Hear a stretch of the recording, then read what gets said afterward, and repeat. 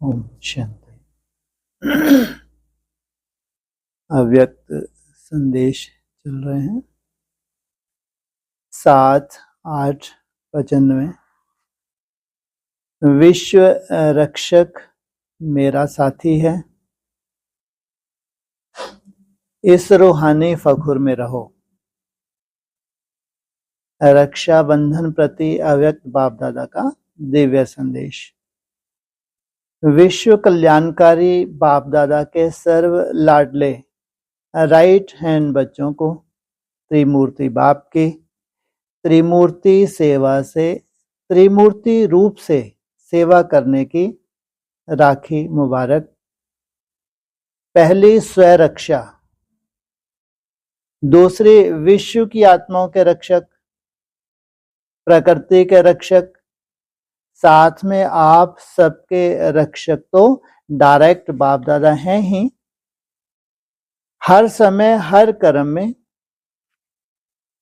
यही अनुभव करो कि विश्व रक्षक बाप की रक्षा का हाथ सदा हमारे मस्तक पर है ही,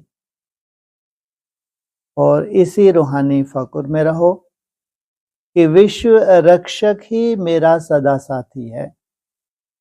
बोलो, जहां सदा रक्षक बाप है वहां और कुछ विघ्न नजदीक आ सकते हैं? क्या कहा? जहां स्वयं बाप विश्व रक्षक साथ है वहां कोई और अगर साथ है, साथ और हाथ दो चीजें होती हैं। हाथ क्या है? श्रीमत है हाथ, और साथ बुद्धि रूपी। अगर बुद्धि रूपी क्या है, तीसरा नेत्र कहो तो उससे साथ ऐसे स्थूल रूप में है या सूक्ष्म में, अव्यक्त रूप से। तो जितना साथ है तो क्या निश्चय होगा?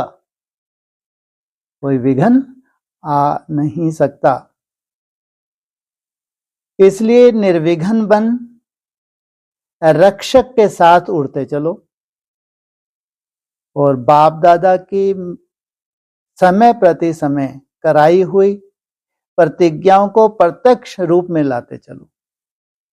सभी बच्चों को डायमंड जुबली मनाने का उमंग उत्साह तो है ही, तो अवश्य बाप दादा के दिल पसंद डायमंड बन स्वयं को भी और विश्व को भी चमकाते रहो।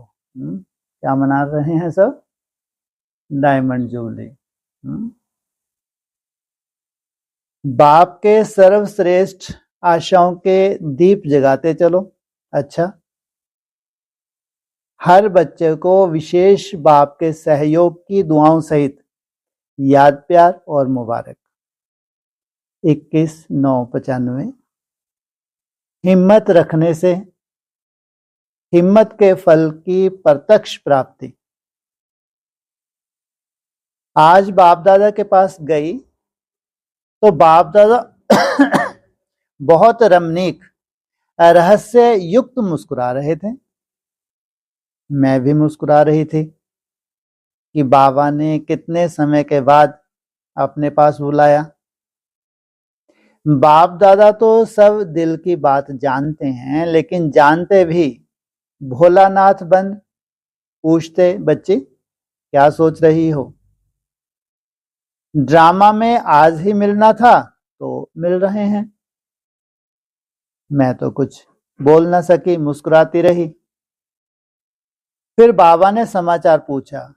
मैंने सुनाया, बाबा डायमंड जुबली के निमित्त देश विदेश के बच्चों ने मिलकर मधुबन में कॉन्फ्रेंस, डायलॉग आदि के सब प्रोग्राम बहुत उमंग उत्साह से बनाए हैं। बाबा बोले, बाप दादा बच्चों को देख हर्षित हो रहे थे कि बाप से और बाप की श्रीमत से कितना स्नेह है। सबने हिम्मत और उल्लास से प्लान बनाया। यह देख बाप भी दिल से शाबाश दे रहे हैं। अब बोलो, चतुर सुजान बाप से क्या बोले? चुप रहे, मुस्कुराती रही। उसके बाद फिर बाबा को सुनाया कि दादी जी, मोहनी बहन, ईशु बहन विदेश यात्रा पर जा रहे हैं। बाबा बोले, ये त्रिमूर्ति विशेष सबको 3 अनुभव कराएंगी। दादी शक्ति, बाप दादा के स्नेह के समीप का, अर्थात शक्ति और स्नेह के बैलेंस की ब्लेसिंग का अनुभव कराएंगी, वरदान देंगी। मोहनी बच्ची तो है ही रमणीक बच्ची, सबको सदा हर्षित रहने का राज बताए, खुशी का विशेष अनुभव कराएगी। और ईशु बच्ची तो सदा ज्ञान रत्नों में तथा संपत्ति में भरपूर रहती है, इसलिए सभी को संपन्नता का और साथ साथ बाप से और सेवा से कॉन्फिडेंशियल रहने का अनुभव कराएगी।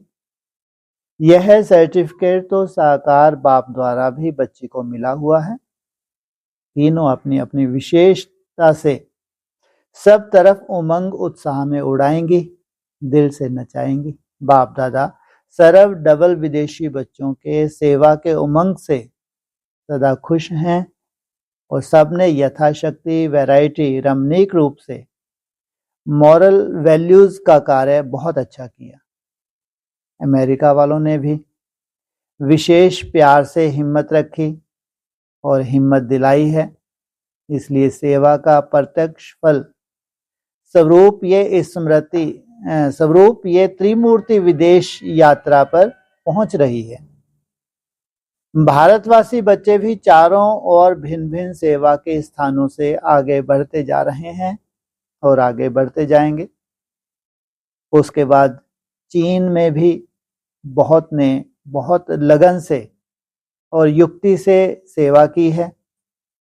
उसके लिए खास उन बच्चों को बाबा ने मीठी दृष्टि द्वारा याद प्यार दी और कहा, कोरिया में भी निमित बच्ची ने अच्छा चांस लिया और जगदीश बच्चे ने भी थोड़े समय में सर्विस में सफलता का अनुभव किया और कराया।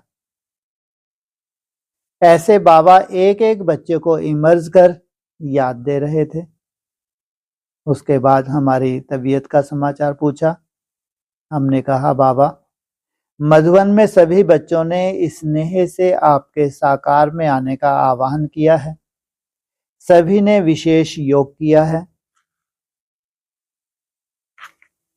बाबा बोले, बच्ची, बाबा जानते हैं कि मधुबन निवासी व सभी बच्चों का बाप से मिलन मनाने का कितना स्नेह है। बाप दादा के पास सबका संकल्प और दिल का प्यार अवश्य पहुंचता है, इसलिए देश विदेश के चारों ओर के बच्चों को अलग अलग नाम सहित याद प्यार बाप दादा दे रहे हैं। 18/7/96। एक बाप दूसरा न कोई। इस अनुभव से सेवाओं का विस्तार। हृदय पुष्पा दादी के निमित्त तथा भोग संदेश। आज जब दादी हृदय पुष्पा के प्रति विशेष भोग लेकर वतन में पहुंची तो क्या देखा? दादी हृदय पुष्पा बाबा के साथ बैठी कुछ बातचीत कर रही थी। मैं भी जब सामने जाकर पहुंची तो दोनों बाबा और दादी ने मुझे देखा। बाबा बोले, देखो बच्ची, आपके लिए मधुबन से यह बच्ची ब्रह्मा भोजन लेकर आई है। दादी ने देखा, मुस्कुराई। मैं भी जाकर दोनों के पास बैठ गई। मैंने कहा, मधुबन से सभी दादियों ने, सभी भाई बहनों ने आपको बहुत बहुत याद प्यार दिया है और ब्रह्मा भोजन भेजा है। तो दादी हृदय पुष्पा मुस्कुराई और कहा, दादी ठीक है? हमने कहा, हाँ दादी तो बिल्कुल ठीक है, आप कैसे हो? तो कहा, मैं तो अभी बिल्कुल ठीक हूं, बाबा के पास बैठी हूं। मैंने कहा, दादी आप बहुत जल्दी आ गईं। तो बोली, मैं तो तैयार बैठी थी। जब बाबा बुलाएं तब आ जाऊं। मेरी यही दिल थी कि मैं एक बार बड़ी दादी से जरूर मिलूं। तो दादी मेरे से मिलने आई, सब लेन देन की। फिर तो मैं तैयार बैठी थी, बाबा के बुलाने का इंतजार कर रही थी। फिर मैंने कहा, अभी आप बाबा से क्या बातें कर रही थी? तो मुस्कुराने लगी। कहा, बाबा से पूछो। मैंने बाबा से पूछा तो बाबा ने कहा, इनसे ही पूछो। तो मैं फिर मुस्कुराने लगी। मैंने कहा, दादी क्या प्राइवेट बात कर रही थी? बोली, हाँ प्राइवेट बात है, बाबा से ही पूछो। तो बाबा ने कहा, बच्ची कहती है बाबा अभी मैं कहीं नहीं जाऊंगी। जैसे आप ऊपर बैठकर सेवा करते हो ऐसे मैं भी यहां से सेवा करूंगी। यही विशेष मेरे से मीठी चिटचैट कर रही थी कि हमें अभी यहां ही रहकर सेवा करनी है। और बाबा कहते हैं कि बच्ची तुम तो आदि रत्न हो, तुमको तो एडवांस पार्टी में जाकर बहुत बड़ी सेवा करनी है। सोचो। क्या कह रही है हृदय पुष्पा दादी? कहाँ रहना है मेरे को? वतन में रहना है। तो उसको क्या कहा? इसका मतलब 97 के आसपास उसका जन्म, और अभी वर्तमान कहाँ बैठी होगी, तपस्या कर रही होगी। कितना स्पष्ट है। जितना भी अंडरग्राउंड बहनें हैं, जितनी भी दादी हैं, वर्तमान समय कहाँ है? वहां उनका सेवा का पार्ट था, अभी इन सबका तपस्या का पार्ट है, वंडरफुल पार्ट है। तुमको तो एडवांस पार्टी में जाकर बहुत बड़ी सेवा करनी है। बाबा तो आपका साथी है ही, बाबा ऊपर से सेवा करेंगे, बाकी आपको अभी नीचे जाकर सेवा करनी है। तो फिर भी इनकी बुद्धि में नहीं बैठता। इतना विरोध, इतना करोड़ों रुपया खर्च करना, खत्म करने के लिए, जबकि है भगवान का कार्य। तो बाबा तो अभी तन ले नहीं सकते,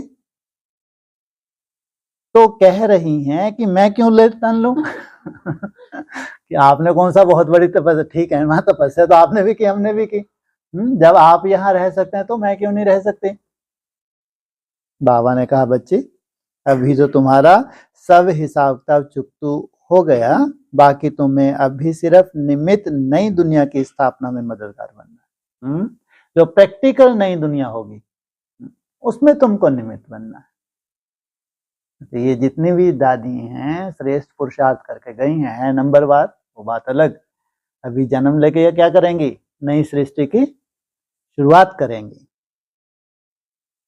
तो बोली, बाबा छोटा बच्चा क्या सेवा करेगा? उनको लग रहा था अभी तो विनाश 2000 के आसपास हो जाएगा। तो इसलिए कितने चतुर सुजान है, मुस्कुराते रहते हैं। तो छोटा बच्चा क्या सेवा करेगा? बाबा ने कहा, छोटे बच्चे तो बहुत सेवा करते हैं। आप आंख खोलेंगी, मुस्कुराएंगी तो लोगों को साक्षात्कार हुआ। क्योंकि जितनी बड़ी सभा बैठी है, जो लाखों इस संदेश का इंतजार कर रहे हैं, उनको तो मालूम है कि 2000 के आसपास सब विनाश होने वाला है। ये भी नहीं कह सकते अभी तुम बड़ी हो जाओगी, बहुत तपस्या करोगी, 37 तक जाओगी, फिर नई दुनिया को प्रैक्टिस, ऐसा तो कह नहीं सकते। नहीं तो आज तक ये जो पंडे बैठे हैं माउंट आबू में, अभी भी क्या इनको लग रहा है? सोचो आप कैसे बुद्धू बन रहे हैं, या बनाया जा रहा है कह सकते हैं। जब वो रहस्य ही नहीं खोले हैं तो उनके सामने ये भी कभी अनाउंस नहीं किया कि 37 तक तो सबको चलना ही है। एक भी दीदी दादी कोई भी ऐसा कल्पना भी नहीं कर सकता कि हम 37 देखेंगे कभी। 2000 तो सब कुछ सिमट जाना था, फिर 2007, फिर 2012, फिर 18, फिर 18 के विचारों को लगा पता नहीं भाई ये क्या है, तो इसके ऊपर बोलना ही छोड़ दो। सोचो। आप आंख खोलेंगी, मुस्कुराएंगी तो लोगों को साक्षात्कार होगा। फिर हमने कहा, दादी आपको तो बहुत बाबा हमने कहा दादी आपको तो बाबा बहुत बड़ी सेवा के लिए भेज रहे हैं। ये नहीं मालूम हाँ खिचड़ी मिलेगी करती रहना तपस्या। हाँ बहुत बड़ी सेवा के लिए भेज रहे हैं। तो बोली अच्छा जैसे बाबा कहे उसमें मैं राजी। बाबा ने कहा यह बच्ची बहुत भोली है। इस बच्ची का शुरू से ही सिवाय बाबा के कुछ नहीं रहा। बाबा बाबा ही था। इसने अपने जीवन में शिव बाबा को ही प्रत्यक्ष किया। देखो कितना बड़ा शिवलिंग बनाया। दूर से जो देखेगा उसे शिव बाबा ही दिखाई देगा है? दूर से ही देखेगा तो उसको क्या दिखाई देगा? शिव बाबा ही दिखाई देगा। जैसे बच्ची ने शिव बाबा को अपने अंदर रखा ऐसे यादगार भी शिव बाबा का बनाकर आई। यह बहुत सियानी बच्ची है जो केवल बाबा का ही यादगार नहीं बनाया, इसने तो बाप दादा और अपनी सखियों का भी यादगार बना दिया। यह है बाप से प्रीत, दादा से प्रीत और परिवार से प्रीत। इसी की निशानी राजयोग भवन में बनाकर आई है। अपने जोन में उन्होंने म्यूजियम बनाया होगा ऐसा शिवलिंग वगैरह। यह है राज योगी राज ऋषि आत्मा। इसने एक बाबा दूसरा न कोई यह सबूत दिया तो आज इतनी सरलता सहजता से कर्नाटक जोन में सेवाओं का विस्तार हुआ। कहाँ निमित्त बने? कर्नाटक जोन, जिससे कितने बच्चे ज्ञान में आ गए। इनकी ही शुभ भावना शुभ कामना से इतनी सेवा की वृद्धि हुई है, विस्तार हुआ है। तो यह सुनते हुए बोली कि बाबा मैंने थोड़े ही कुछ किया, यह तो आपने कराया। तो बाबा बोले ऐसे ही अभी भी सेवा पर भेज रहा हूं। कब की है ये? 18/7। कितना समय लगता है गर्भ में रहने में? 4-5 मास। तो अभी भी सेवा पर भेज रहा हूं। तो फिर बोली बाबा अभी योग भवन कौन संभालेगा? इनको चिंता वही। तो बाबा ने कहा अच्छा आप ही बताओ किसको भेजें? तो बोली नहीं बाबा आप ही बताओ योग भवन किसको संभालने के लिए देंगे? बाबा ने कहा बच्ची अच्छा फिर बताएंगे। ऐसे बहुत हर्षित मुख होकर आपस में चिटचैट चल रही थी।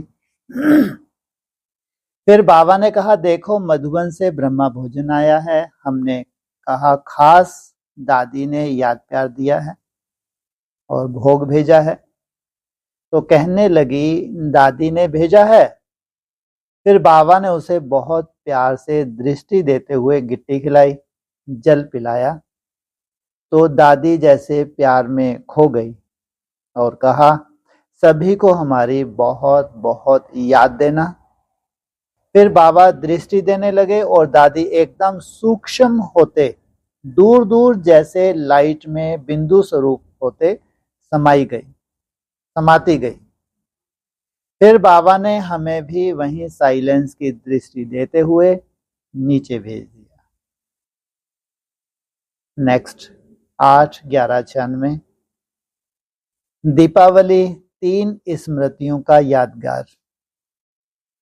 आज विशेष बाप दादा ने बुलाया और मिलन मनाते पूछा बच्ची शांति धाम का क्या समाचार है? हमने बोला बाबा सब निमित्त बने हुए बच्चे तलहटी वाले मधुबन वाले सब बहुत जोर शोर से तैयारी में लगे हैं। बाबा बोले बच्चे बाप दादा भी चक्कर लगाते रहते हैं और जो भी अलग अलग डिपार्टमेंट संभालने वाले हैं उन सबको प्यार और दिल से मुबारक देते रहते हैं। हर एक कितना उमंग उत्साह और निश्चय बुद्धि बन कार्य में लगे हुए हैं। बाप दादा ने खास आज उन बच्चों को याद कर अर्जेंट बुलाया। बाबा देख रहे हैं कि बच्चे छोटी छोटी बातों से न्यारी स्थिति में और बाप की प्यारी स्थिति से तैयारी कर रहे हैं। ऐसे बच्चों को बाप दादा ऑफरिंग दे रहे हैं कि सदा ऐसी न्यारी प्यारी स्थिति में रहो और तैयारी करते आगे बढ़ते चलो। निश्चय की विजय है ही। साथ साथ बाप दादा बच्चों की दिवाली यज्ञ स्थापना की बधाइयां दे रहे थे। बाबा ने कहा, देखो बच्ची, दिवाली 3 स्मृति का यादगार है। पहला है वर्तमान संगम पर ज्योति जगाने की। दूसरा फिर भविष्य ताजपोशी की। और तीसरा भक्ति मार्ग के लक्ष्मी पूजा व लक्ष्मी आवाहन की। तो 3 यादगार का कंबाइंड दिन है। त्रिमूर्ति बाप भी विशेष एक एक बच्चों को ऐसे उत्सव की नाम सहित याद प्यार दे रहे हैं। अगर एक एक का नाम लें तो अनगिनत बच्चे हैं। ऐसे कहते बाबा के नैनों में जैसे एक एक बच्चा समाया हुआ था और बाप दादा सबको बहुत मीठी मीठी याद प्यार दे रहे थे। ऐसे शांतिवन वालों को याद प्यार देते बाप दादा ने साकार वतन में भेज दिया। ऐसे लग रहा था जैसे अर्जेंट कॉल जल्दी समाप्त हो गई। साथ में स्थापना के समय पर आई हुई दादियों को भी खास न्यारे अलौकिक बर्थडे की याद प्यार और बधाइयां दी। नेक्स्ट 13/3/97। अचानक के हर दृश्य में एवर रेडी रहो। 11 मार्च 1997 दादी चंद्रमणि जी अपने पुराने शरीर का त्याग किया। उनके निमित्त विशेष भोग तथा वतन का दिव्य संदेश। ये तो नोट भी करनी चाहिए डेट। कितनी तारीख? 11 मार्च 1997। इसमें और जोड़ो 4-5 मास। मार्च, अप्रैल, मई, जून, जुलाई, जुलाई अगस्त में लगभग जन्म।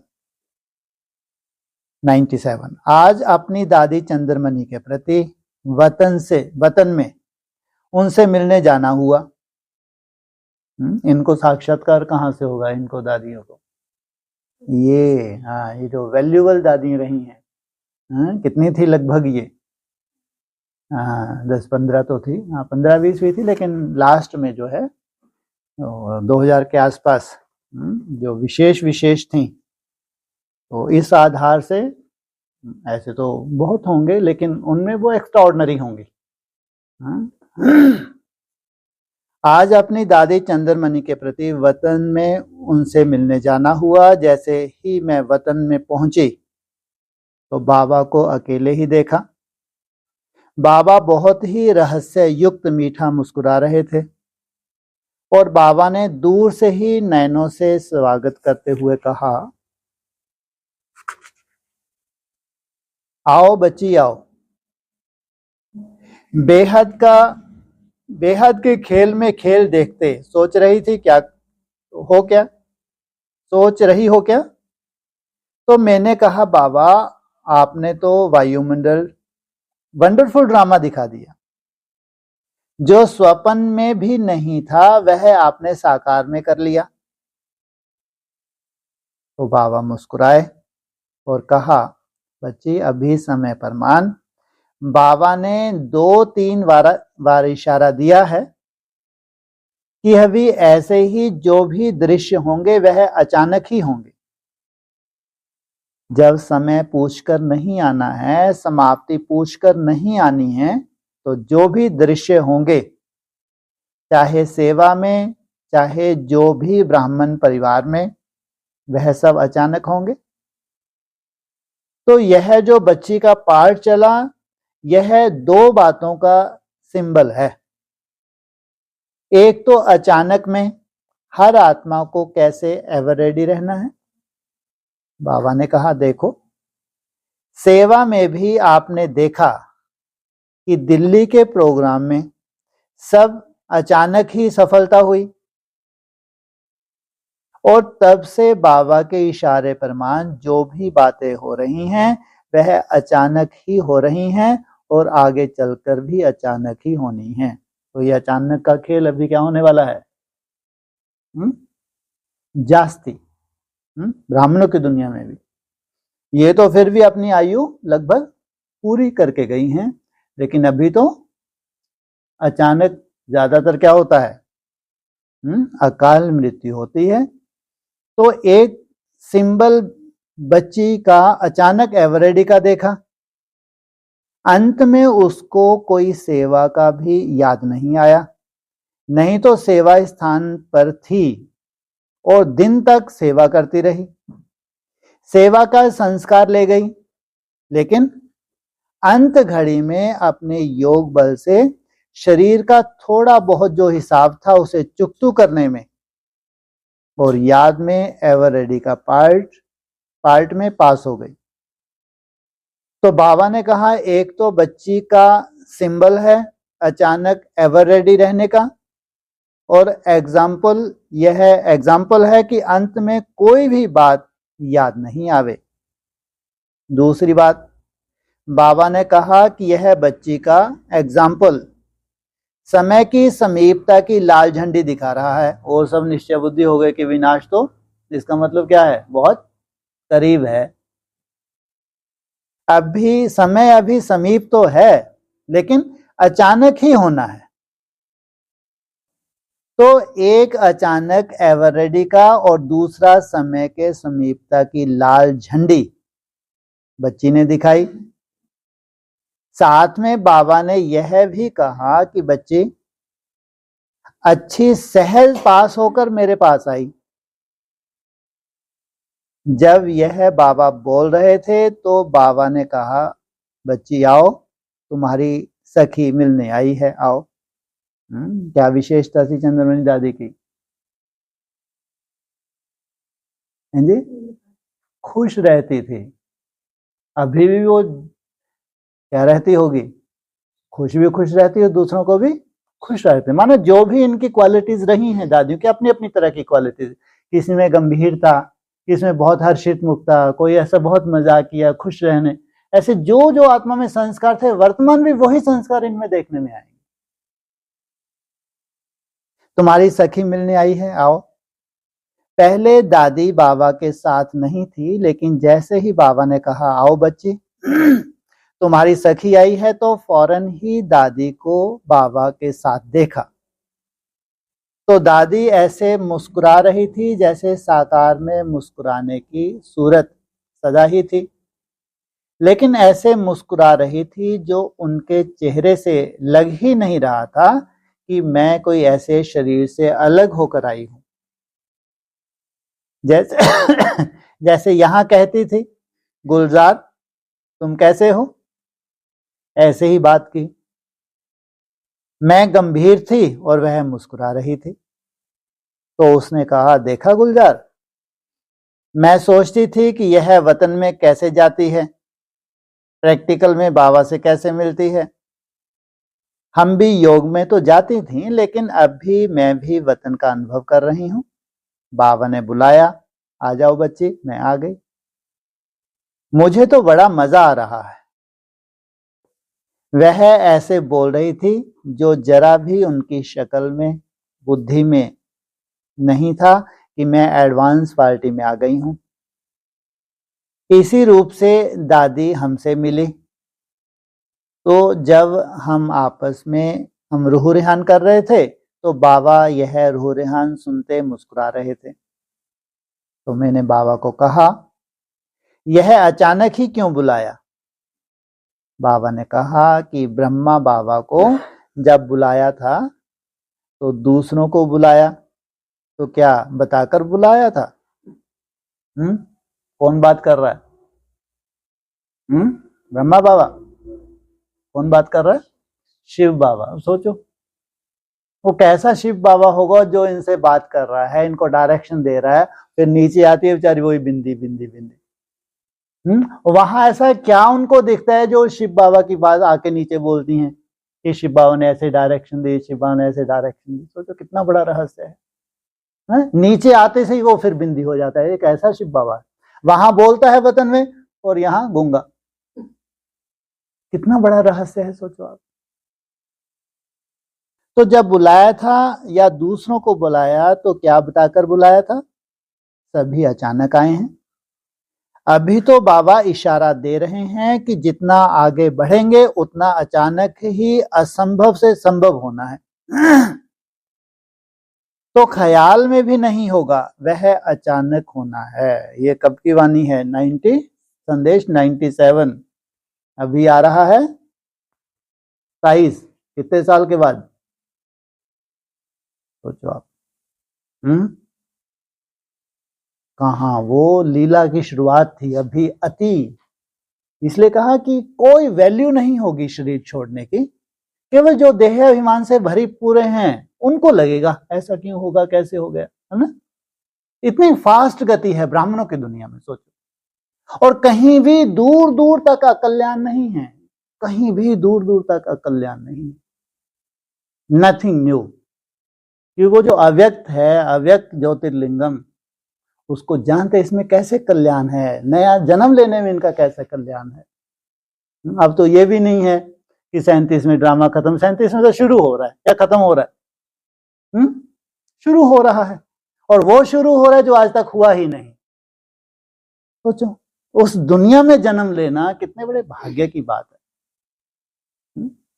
इसलिए कोई वैल्यू नहीं है वर्तमान आने वाले समय में कि इस एज में क्यों चले गए, ऐसा नहीं होना चाहिए। तुम अपनी बुद्धि को चलाओ, तुम गमोड़े ऐसे अपने वो कहते हैं ज्यादा चिंतन करते तो उससे ट्यूमर जैसे तुम्हारे बेहद के ट्यूमर हो जाते हैं। जबरदस्ती के बुद्धि को चलाना ये कोई शोभा नहीं देता। तो क्या होना चाहिए? Nothing new. कोई इंटरफेयर कर सकता है ड्रामा में?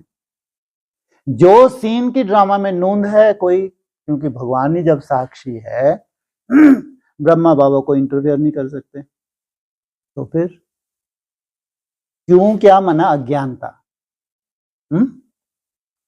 तो जो ख्याल में भी नहीं होगा वह अचानक होना है। मैंने दादी को कहा कि सभी आपको याद कर रहे हैं, तो दादी ने कहा मेरी भी सबको याद देना, मैं बड़े मजे में हूं। तो मैंने देखा कि उसको यह संकल्प ही नहीं है कि मैं कोई शरीर छोड़कर आई हूं। बार बार कहे तुमको वतन में क्यों मजा आता है, अभी मैंने समझा। बाबा ने भी उसे याद नहीं दिलाया कि भैया तुम्हारा शरीर नीचे ही पड़ा है, वो जल जुल चुका, कुछ नहीं बचा नीचे। बाबा ने भी कुछ नहीं बताया। सोचो, जब प्रैक्टिकल में जो वतन में जाएंगे, अभी ये तो ध्यान में जाती हैं, थोड़ी देर के लिए भक्ति मार्ग की तरह गई, सीन दिखाया, वापस। वो प्रैक्टिकल थोड़ी है। जब प्रैक्टिकल में जो आत्माएं जाएंगी, जो फरिश्ता बनेंगी प्रैक्टिकल में, सोचो कितना वंडरफुल नजारा देखेंगे वो। बाबा ने भी उसे याद नहीं दिलाया, तो बाबा ने ऐसे मुलाकात कराई और लास्ट में कहा, देखो बच्ची, पेपर दो प्रकार के होते हैं, एक प्रैक्टिकल एग्जाम्पल बनने और दूसरा देखने सुनने में। यह प्रैक्टिकल पेपर है, तो यह बच्ची प्रैक्टिकल पेपर का एग्जाम्पल है, और एग्जाम्पल बनने वालों को एक्स्ट्रा मार्क्स मिलती हैं। इसलिए इस बच्ची का पहले भी बहुत जमा है और अभी एग्जाम्पल बनने में इसने एक्स्ट्रा मार्क्स ले ली। ऐसे कहते ही बाबा ने दादी को अपनी गोद में लिया। जैसे ही बाबा ने उसको गोद में लिया तो वह मर्ज हो गई और मैं बाबा से छुट्टी लेकर आ गई।